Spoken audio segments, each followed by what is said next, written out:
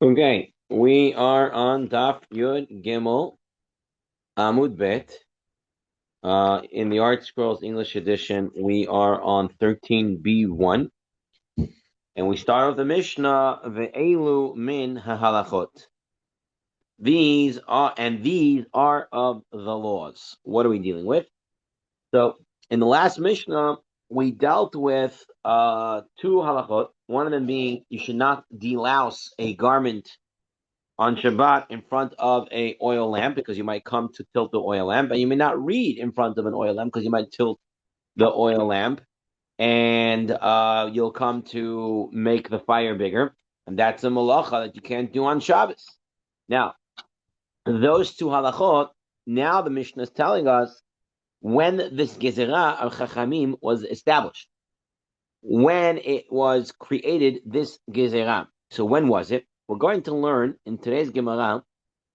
There was a big tzaddik, a second generation Tana, I believe. His name was Hananiah ben Hiskiah ben Garon.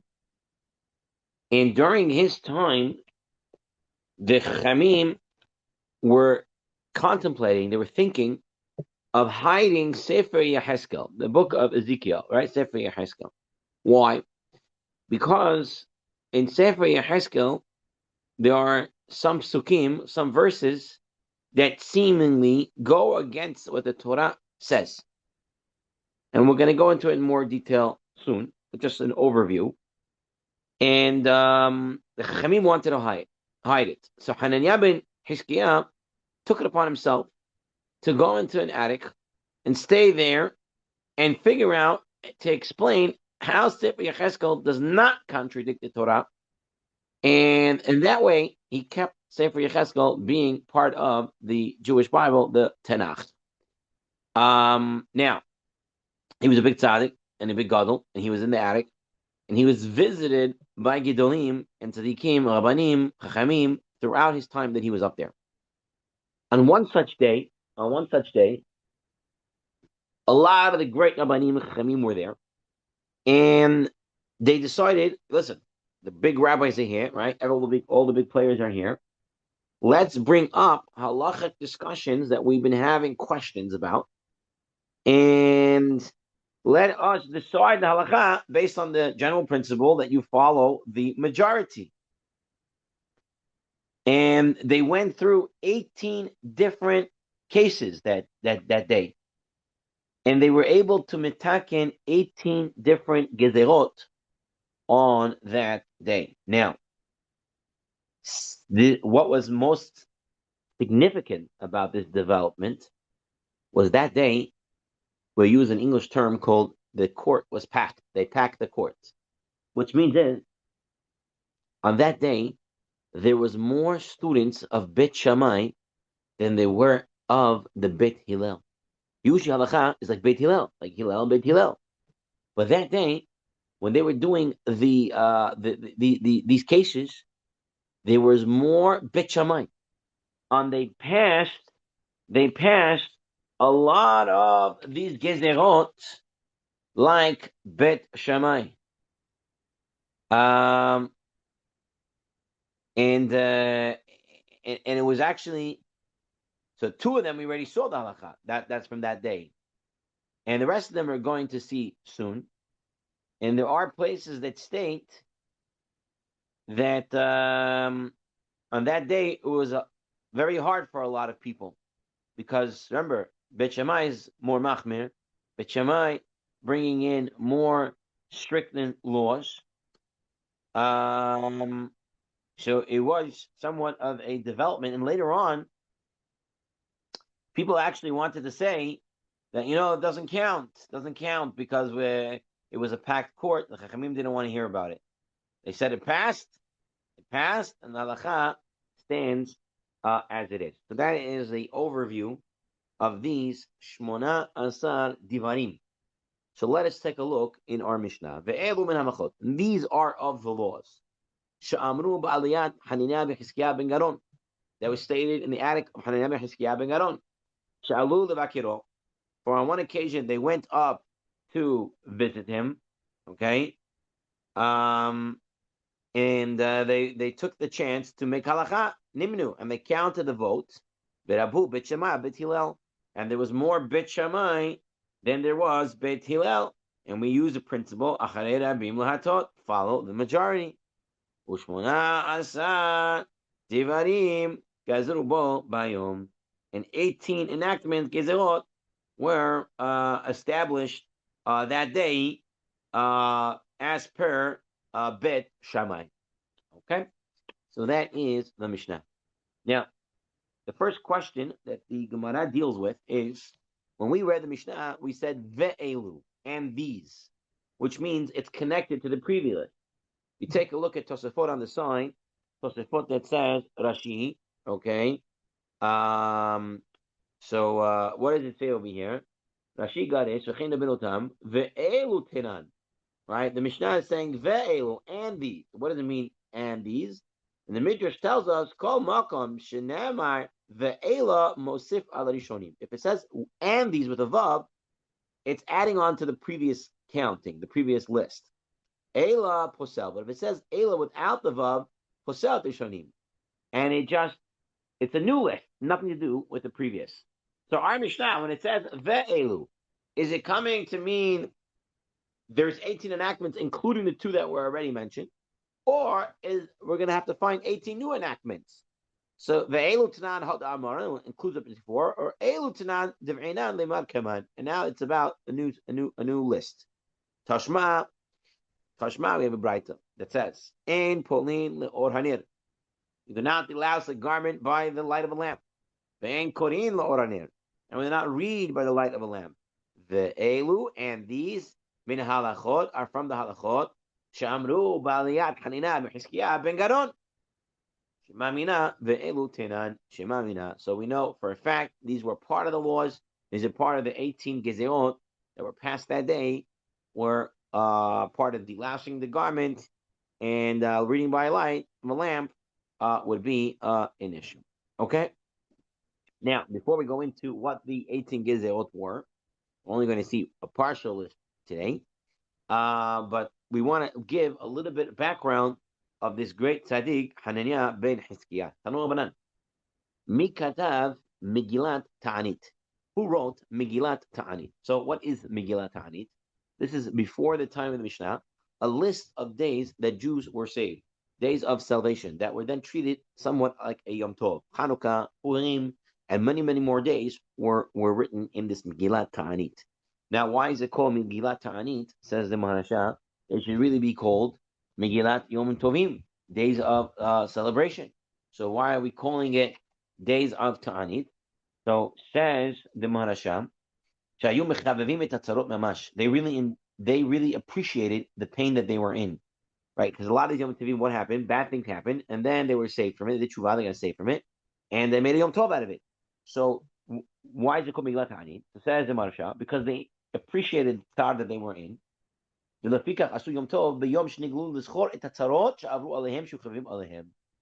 the Yom Tov, it's not just we're merry and we eat. It's to remember what the pain was and what we did tshuva, and that's why we're making Yom Tov.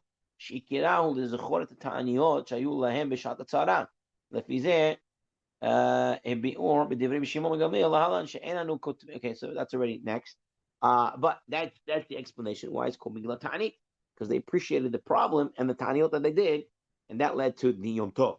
Okay, so he wrote this sefer, and we know for a fact that he started it, and then Visiato, his colleagues continued it. His students, his son, his students, they continue, because we have lists. We have today Megillat Ta'anit, and in there we have dates that we know he didn't live in.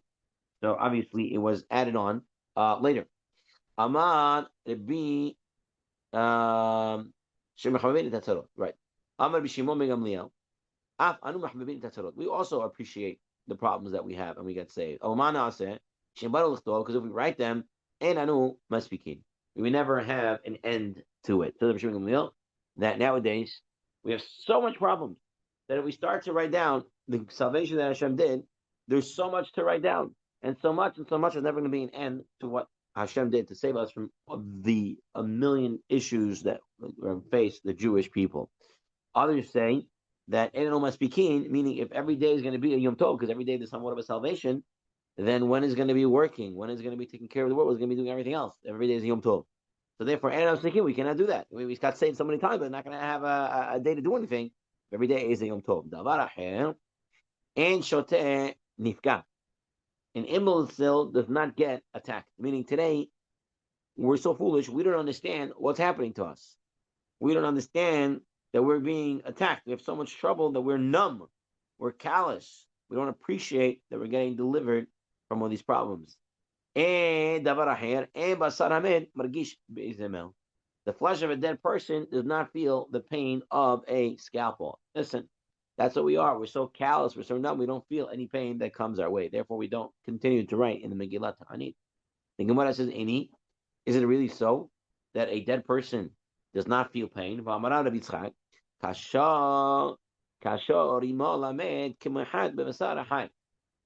Worms are painful to the dead as pins to the flesh of the living.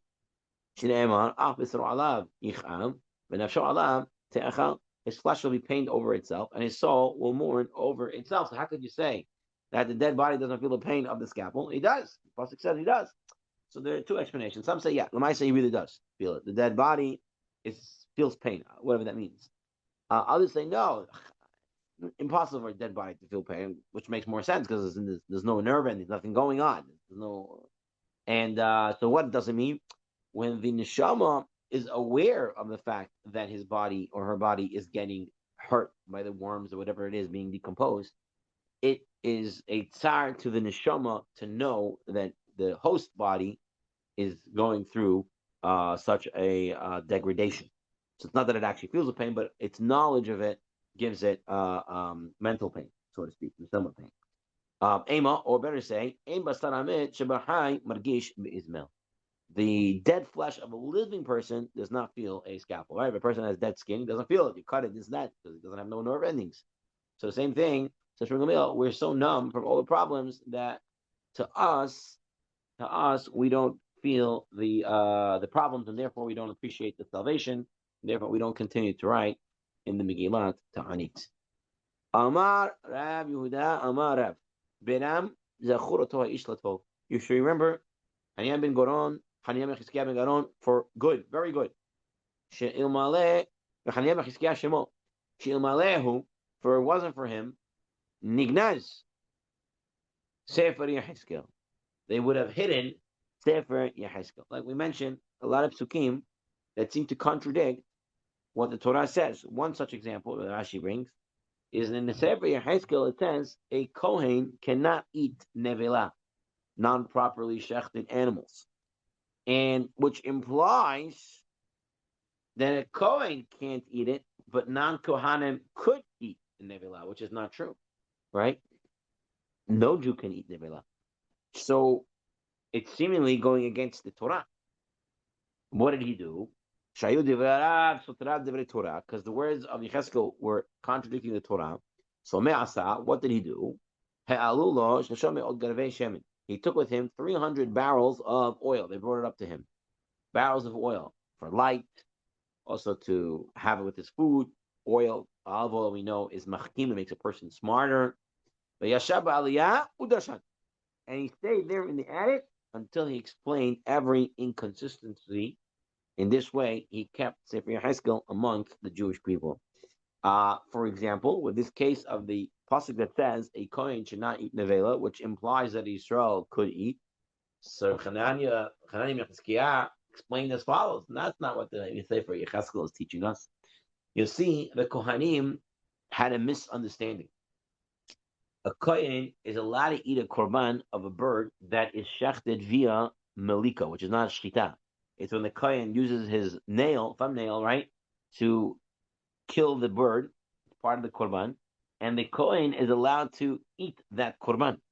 So the Kohen could have mistakenly thought, hey, I'm eating a chicken, not a chicken, obviously, but a bird that's brought for a korban, and I'm eating it when it had melika, which is a nevela. It's not a shechted animal, it's not properly shechted, and I'm allowed to eat it, meaning that I'm allowed to eat stuff that are nevela.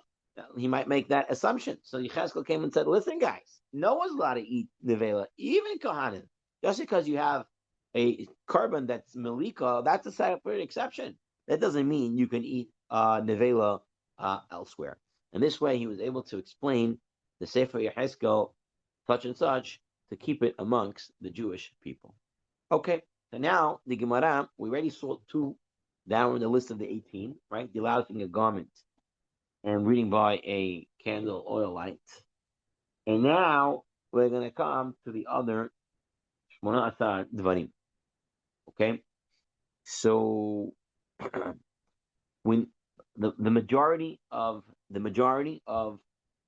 the enactments have to do with Tuma v'Tahara, right? Tuma is spiritual contamination, so to speak, and ritual contamination, and Tahara, the ritual purification. Right? So we have this Hakdama when we learn Mistechef Chagiga, when we got to the Tuma v'Tahara, we'll have a similar Hakdama now to give us an understanding for the ensuing sugyot. Okay, so number one, what does it mean, Tuma? Tuma, ritual contamination. It's indiscernible, right? But it affects person. Number one, it affects person, articles, is a kelim, begadim, foods, and liquids. So fourth thing, people, foods, and liquids. Tuma must come from an organic body, whether it's a human or whether it's an animal. You have degrees of tuma. The highest degree of tuma is what's called avi avot hatuma, right? This is the human corpse, the dead body. That is avi avot hatuma. And then you have avatuma. Avatuma is two things: either something that the dead body touched, that comes at avatuma, or in the same tent with, okay, or itself is a originator of the tuma. For example, a person who is a izav, a woman who is a nida, a dead sheretz, the carcasses of certain species of creeping things. So all these things are abhatuma. Okay, they come from organic bodies again. Now the avatuma can transfer its tuma. So tuma is transferable, but every time it transfers, it goes down a level, just like a level, just like the avi avat tuma, the corpse body, when it's now interacting with another human, for example, touched in the same tent, whatever it is, that person becomes an avatuma. He already one level lower. He can touch another person and make him a rishon. Okay, that person could what's it called now touch food, even regular food, and make it a sheni l'tuma. Chulin food could become a second degree of tuma. Now that food, that's it. Chulin doesn't become anything more than a second. A person can never be a second. A person can only be at most a rishon. Now the second can make a third degree to truma. Truma can become a third degree level of tuma. That's tiruma. Okay, and at a fourth level, truma, that's it ends. That's posel. That's the end of the line for tiruma. And kodesh, so korbanot, a couple of korbanot, they can go up to a fourth level of tuma. People and bigadim and clothing and stuff like that can only become a rishon on a biblical level, on a max a biblical level. Food can become sheni by chulin, and food can become shlishi revi'i by tiruma and by kodesh. Okay.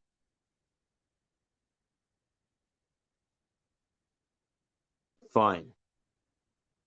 I think that's the main part. Now, when a person becomes tahar, so obviously different levels of tahara. Person who is a person who was contaminated by corpse contamination needs to have the para duma sprinkled on him. And a person who's other tuma, they have to go to vul yom, they have to go into the mikvah, and then they have to wait for nightfall in order to become tahor. Sometimes they have to bring a carbon the next day, depending on what the situation is. Now, this is all on a biblical level. The Chachamim came and they added rabbinical levels of tuma. And a lot of these rabbinical level tuma are going to be part of these Shmona Asar Davar, the 18 enactments that was placed that day. Interestingly to note, when the Chachamim said someone is tameh, they made that a person could come out of his tumah via just going to mikvah. He does not have to wait for nightfall. So unlike by biblical, you have to wait for nightfall. Hey, you do not have to wait for nightfall when it's a rabbinic, uh, tumah. Okay, now we're going again. This one of the more important parts of this sugya for the next two sugyot is to realize this: on a biblical level, a person can never be more than the rishon l'tumah. Okay, so he can become avatuma by being in contact with a dead body, or he become avatuma by being a zav, or she can become avatuma being a nida. They can touch another person, and that person will now become a rishon, and that's the end of the line. That's the end of the line. That's it for people. Chachamim came and said in certain institutions, certain cases, for whatever reasons we're going to see, certain instances, the person becomes tameh at a second degree level. It's rabbinic. There's no such thing as a second degree level of tumah on a person. It doesn't exist. But Chachamim came and made it into existence. Okay? And this is what a lot of them are. So let us begin. What are the 18 enactments? So they bring a Mishnah in Zavim. The Tanan. We learned in a Mishnah. Elu poslin et hatiruma. This makes tiruma posel, meaning a third level, that tiruma becomes the third level of tumah, and it cannot make anything, it cannot make more tiruma tameh. It's posel. It's the end of the line for tiruma. So that means whatever is touching it, whatever is making it tameh, it's making it to a third degree, which means in itself is a second degree, because everything goes down 1 degree. So what are these cases? It's going to be about people. And that means the person is a second degree, which is not biblical at all. But this is where the Gizneot begin. Ha'ochel, ochel, rishon. Listen, there's nothing wrong with eating chulin betuma. Regular food, it's allowed to come tummy. And if you eat it betuma, you ate it. That's it. No biggie. No biggie. Now, the rishon cannot make the person a sheni. He cannot touch it, right? On a biblical level, it doesn't make him a sheni. There's no problem. He can touch it. He can eat it. No, there's no problem whatsoever. However, the Chachamim came and said, if a person ate chulin food, even any food, on a that has a first degree level of tumah, or he ate food that had second level degree of tumah, he is going to be considered a sheni, and he can make tiruma a shelishi. So whether he eats rishon l'tumah, or he eats food that's a sheni l'tumah, he becomes a sheni l'tumah on a rabbinical level, and he can make tiruma a shelishi. How can it be? Why, if he eats a rishon, he's a sheni, and if he's a sheni, he's still a sheni? We'll have to see that shortly. But let's continue this Mishnah that brings down 10 cases here. And if someone who drinks a drink that is tameh, he becomes a sheni as well. Interesting fact when it comes to liquids, the Chachamim always backed up liquids to a rishon l'tumah. Because a zav and a nidam, their liquid secretions is considered a rishon. So they made all liquids to being a rishon. So anytime a liquid on a rabbinical level, a liquid comes tameh, it reverts back to being a rishon. So someone who drinks a liquid, which a rabbinical level will be considered a rishon, he becomes a sheni, and he makes tiruma shelishi. Very interesting case. A guy who goes into a bath, the majority of his head, the majority of his body, he comes out of the bath, and he's tuma, considered tameh on a second level. He's a sheni l'tumah. What do you mean? What's going on here? So Rashi explains what the case is. That day, he went to the mikvah. He's supposed to go to a regular mikvah. And he's at Tvul Yom. He's waiting for nightfall. Okay? Even though he's not allowed to touch teruma, even on a biblical level, while he's waiting for nightfall, it's asur. But he's allowed to touch Ma'aser Sheni. He's allowed to do other things. So, but what happens? He goes into a bath. The truth is, not only a bath, even if he goes into a shower. he is going to become sheni l'tuma. He went to mikvah, he went into the shower, and now he went to the bath, and now he becomes sheni l'tuma. Why? We'll have to see in the Gemara. Next case. The tahor shenaflu al rosho rubo shlosha lugin mayim she'uvin, says the Mishnah. A person, a regular person, tar person, nothing to do with full, nothing at all. He's good. He's been good for the week, whatever it is. He's good, and he takes a shower with 3 lugan of water. He becomes sheni l'tuma. Who knew that our shower could get us into being a sheni of tuma? Okay, we'll have to explain it.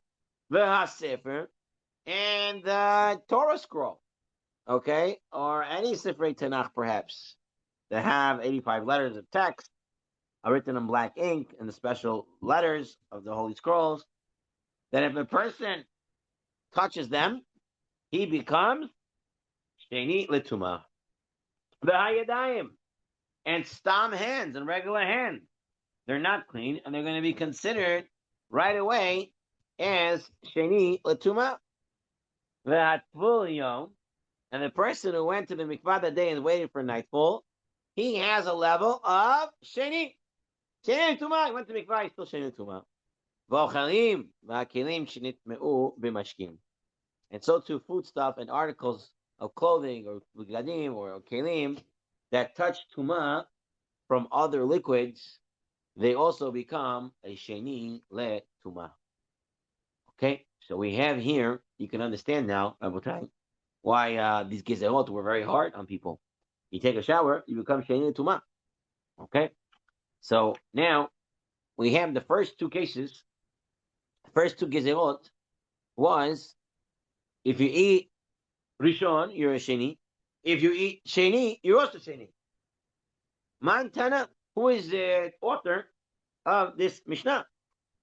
Ha'ochel ochel Rishon, va'ochel ochel Sheni, Mifta posle tamueh lo mitamu. He makes teruma shelishi and not a Sheni. Amar Rabbi Chana, Rabbi Yehoshua. This is the opinion of Rabbi Yehoshua. What? How do we know it's Rabbi Yehoshua? Okay, we have another Mishnah, the Tanan. For we learned in the Mishnah. We learned in the Mishnah in Tehorot. It'll be Eliezer Omer, Ha'ochel, Ochel Rishon, a person who eats the first level Tumah, Rishon. He becomes a Rishon. According to Eliezer, you are what you eat. You ate Rishon, you're Rishon. You ate Sheni, you're Sheni. You eat Sheni Tumah, you become Sheni Tumah. Let's read. Ochel, Ochel Rishon. V'ochel, Ochel Sheni, Sheni. Ochel, Shelishi, Shelishi. Rabbi Shua says no.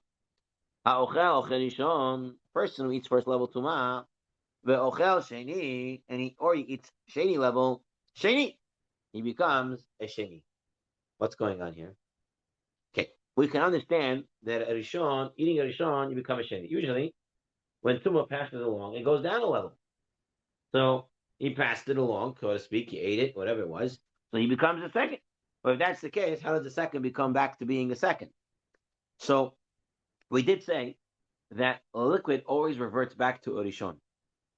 If this food is a sheni, and then it touches liquid, and that liquid now touches another food, so the liquid became a rishon, and the other food now becomes a sheni.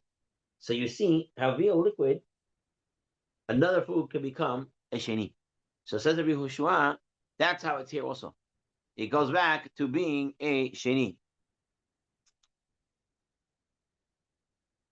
Rabbi Eliezer must be the opinion that I guess when you eat it, you ingest it, you become part of it. I don't know. That's why he sticks to you're the same thing as you ate. You are what you eat.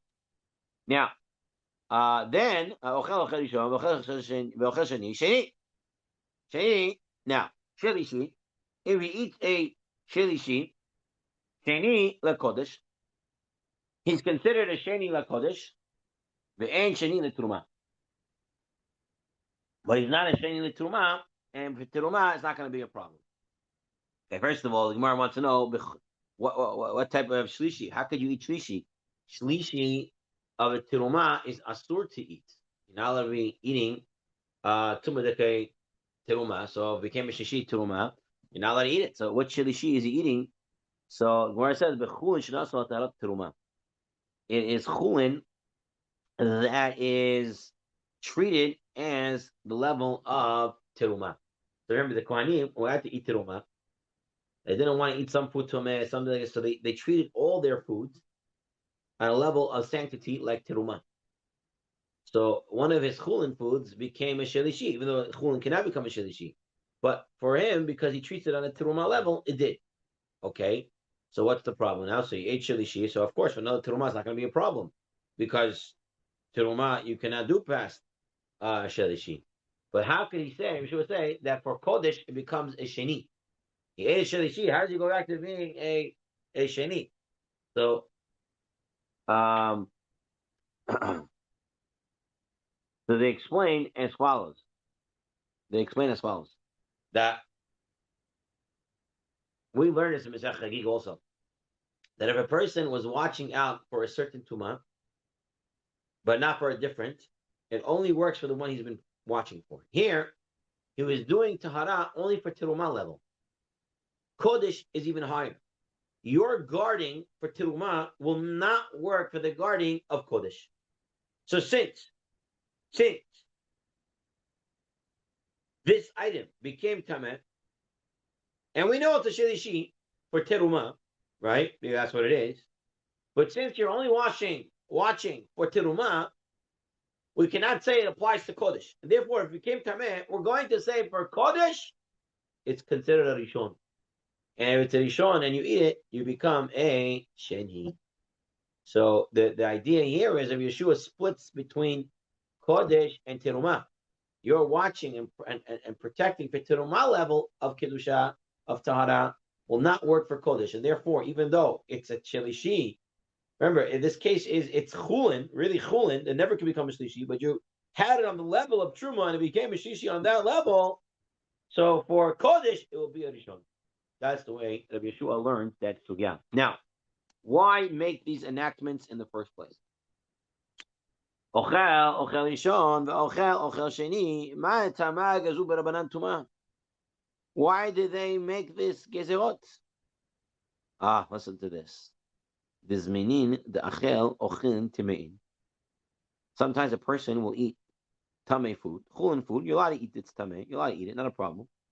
But then you know what happens? While he's eating, he wants to wet his mouth. It's too dry. He wants to drink something, help it go down. He takes a drink of terumah. He takes wine. He takes grape juice. That's terumah. And he puts them in his mouth. Upasil lahu. And now, what do he has in the mouth? He has tumadika food, and he has terumah drink in there. And what happens? The mixes, it touches, and now terumah becomes tameh. You're not allowed to do that. It's asur. So in order to protect the terumah, the Chachamim made a zera that if you eat tumah, you become sheni l'tumah. That's why the gezerah was made. Someone asked, just make the gezerah, don't drink truma with your food.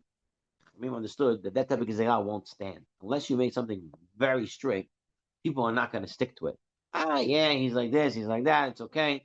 They're not going to stick to it, and therefore, in order to make it stick, they had to make a very, very sharp gezerah. And the sharp gezerah was that if you eat a rishon or sheni, you become a sheni, and therefore you have to keep away all the terumah. They know, listen, I'm eating tumah, I'm become tameh.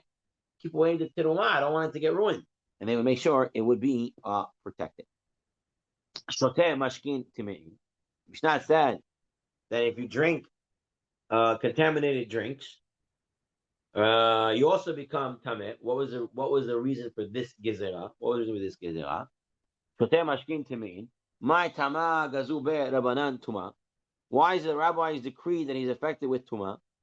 The same reasoning. This meaning the shata mashkin timei. Sometimes let's say he's going to drink.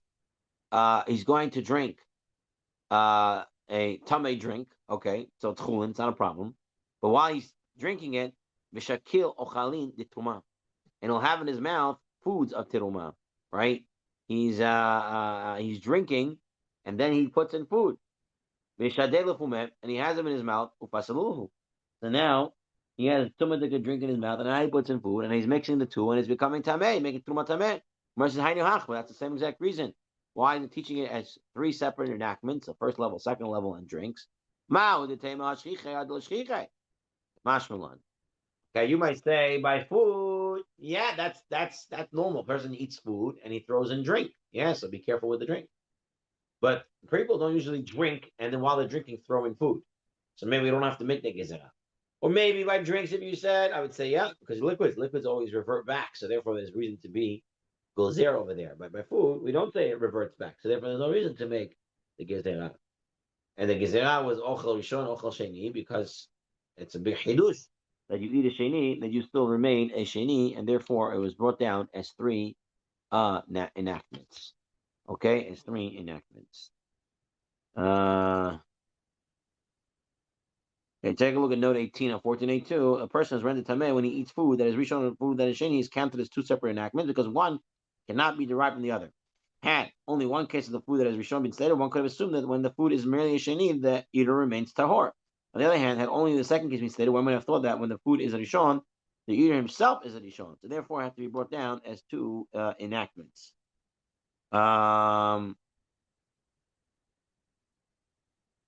Okay.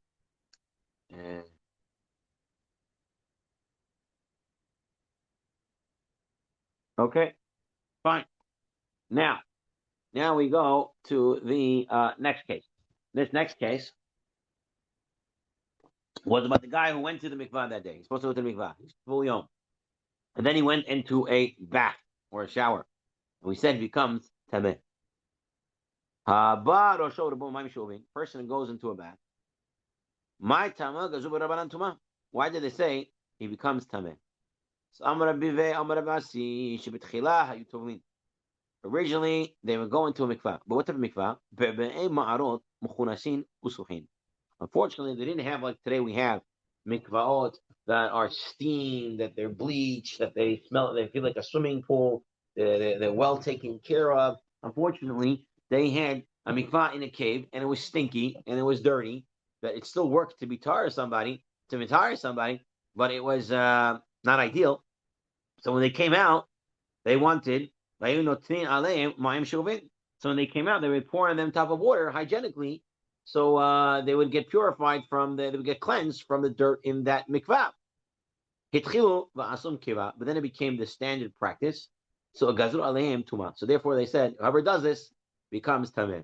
I says, my kiva, what do you mean established practice? What's wrong if they clean themselves off out of a dirty mikvah? Someone by Sheomrim, lo elu mitaharin, elu elu elu elu mitaharin. Rather, they say that both of these cause a person to become tahor. So they would say, yeah, you have to do both. You go into a mikvah, and then you gotta take a shower. So who cares? Who cares if they think that? In the end of the day, they're going to a mikvah. What they say? Lo elu mitaharin.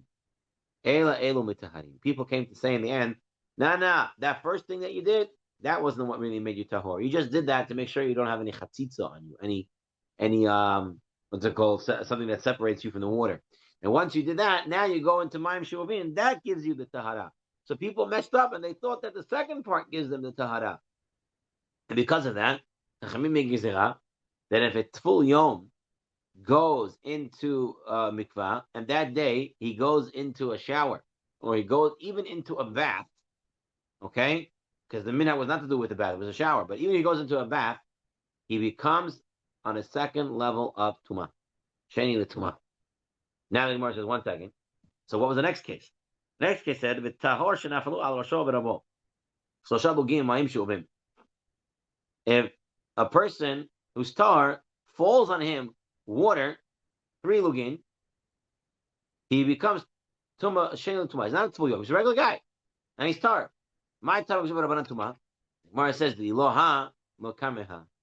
Because if we didn't do this, the other one would not stand. Meaning that the whole idea that full yom becomes tameh if he goes into a shower or a bath, we're not able to stand up. People wouldn't do it unless we say a regular person who goes into a shower becomes tameh.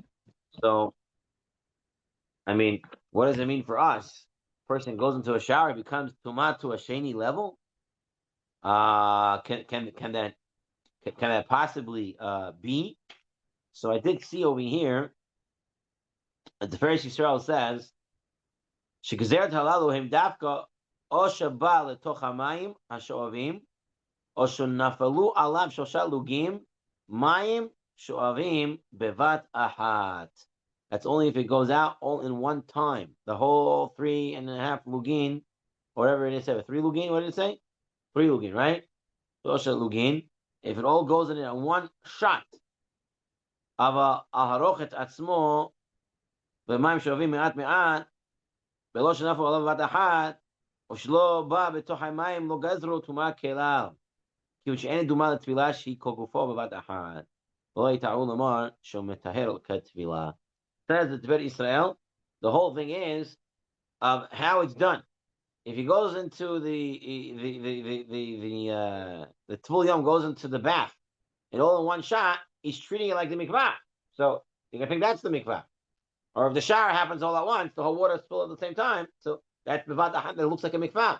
Maybe you can see the confusion. But if it's drip by drip, small amount, no one's going to say that's a problem. So Safar explains that by Tvul Yom, it's a shower or a bath. That's the problem. And by the Tahar guy, it's only the shower. We don't say anything about the bath. Because the Derech said after they went to the mikvah, they were poured water on them. However, and that's the way the Rambam explains it in the Parish of Mishnah, at least from what I understand. But in the Rambam's halachot, she'af tahar gomer she'eno tvul yom, beinim ba roisha veruba v'mayim shovim, v'beinim nafal al roisha shosha lugim, mayim shovim, posel et hatiruma. He says a tar, whether it's a bath or a shower. Not like Tosfot and others who differentiate between the two. But again, we have the Tiferes Yisrael that it's only if it's bavat ahat, all of it at one time. But if it's done in small amounts, small increments of water here, then it's not going to make the person tameh. This halacha, by the way, is also brought down regarding nowadays when a person goes to the mikvah. So the ladies still have a doraita mikvah after the nidah time and their 7 clean days. They go to the mikvah. So should they or should they not shower afterwards? So I'm reading over here now in the back of the Mesifta. He brings down the halacha over here from the Shach. So the Shach says, "La'achar tvila b'mei mikvah kasherim mutarot likanes lemerchatz kedei shitachimam atzma." It is mutar to go in to take into the shower afterwards. But there are those who forbid it. The Mikar is that Mr. Yisenu, the Mikar din that the source of this halacha is from our sugya. So we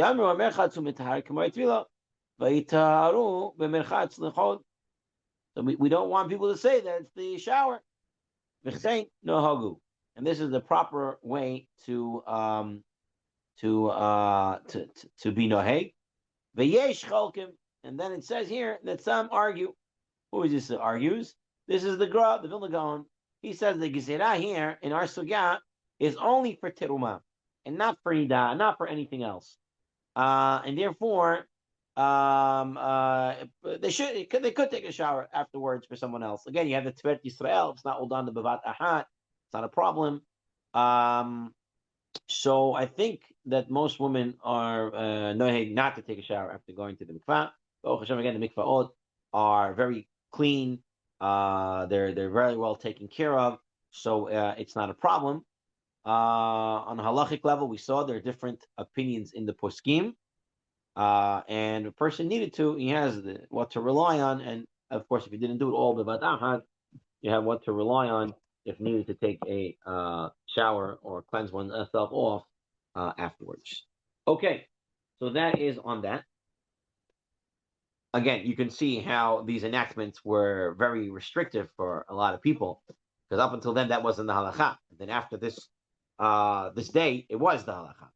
Okay, the next thing, and we're going to stop with this last one, the sefer, and so too, if a person touches the sefer, a Torah scroll, my tama gazu berabanan tuma. Why in the world? How does it make any sense Then a Sefer Torah, person touches it, it becomes now Tumah to a second level, on a rabbinic level. How is that possible? Why would that be? Sa'amar Ra Mishashiyah. Shibit Hina, in the beginning, Hayu Matzni'in et Ochlin de Truma. It's a Sefer Torah. V'amru, Hay Kodesh, V'hay Kodesh. You gotta love people's, geniusness, and I'm giving air quotes to this, right? Sarcastic. They said as follows. Listen, Terumah, this food that I have that's Terumah, is Kodesh. And my Sefer Torah is Kodesh. I'm going to put Kodesh with Kodesh. And they put them together in the same closet. Now, even nowadays, people have mice and stuff going into the house, all sorts of rodents. Imagine back in the olden days where the houses weren't sealed so well. They're all made out of earth. There's things popping in, popping out. And so the mice will now find the food. And the mice don't discriminate. They eat food. They eat anything that's around. And they started eating the Sefer Torah. And it will become ruined, become pasul. When they saw the Sefer Torah becoming ruined because of the mice, the rabbis couldn't just say, "Don't keep your food with the Sefer Torah." No one's going to listen to it.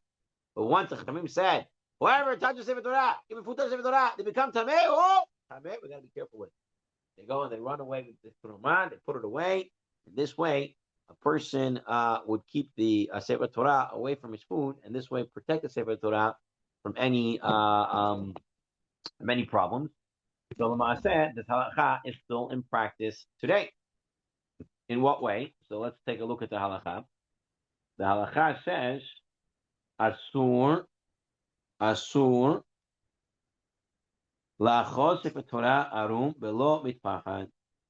You're not allowed to touch a Sefer Torah without a cloth, without something in between.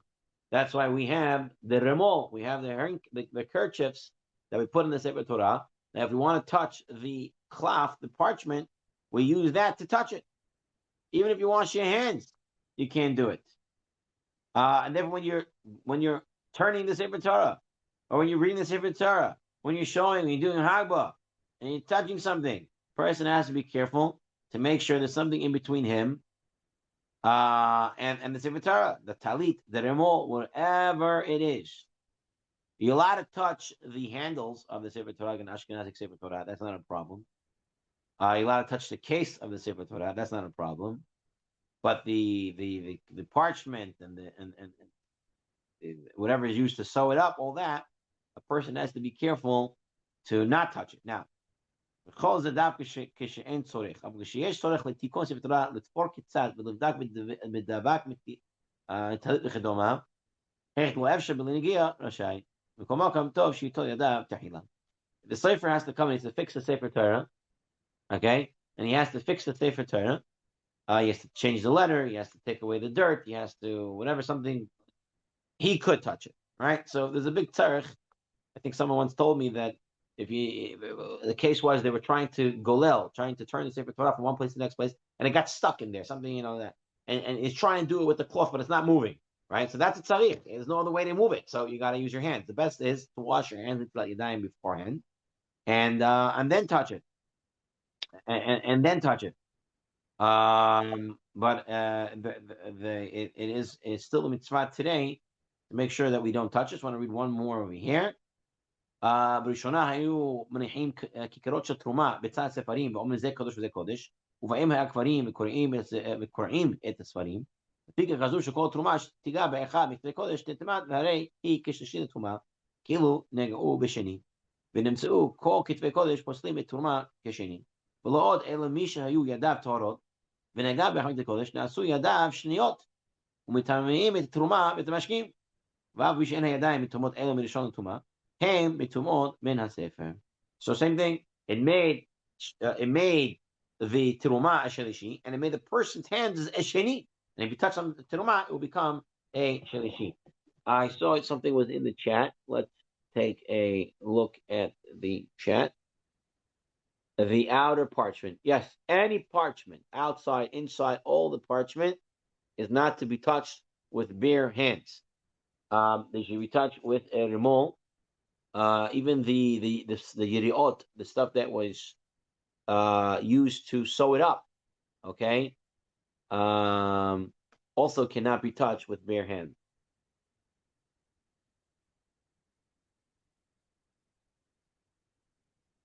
Yeah, right. Everything needs to be done with something in between. Okay, so our by the Ashkenazim, when they go up to the Sefer Torah, they want to kiss the Sefer Torah. They use the belt of the Sefer Torah, the gartel of the Sefer Torah. They use it to kiss. They don't touch it directly. We use your talit to kiss. By us, in the talit, or we use the ramon. We take the kerchief and we touch the place, and then we kiss it. We don't touch it ever directly unless it's absolutely necessary to touch. Okay, so we got up to here. Zed Hashem.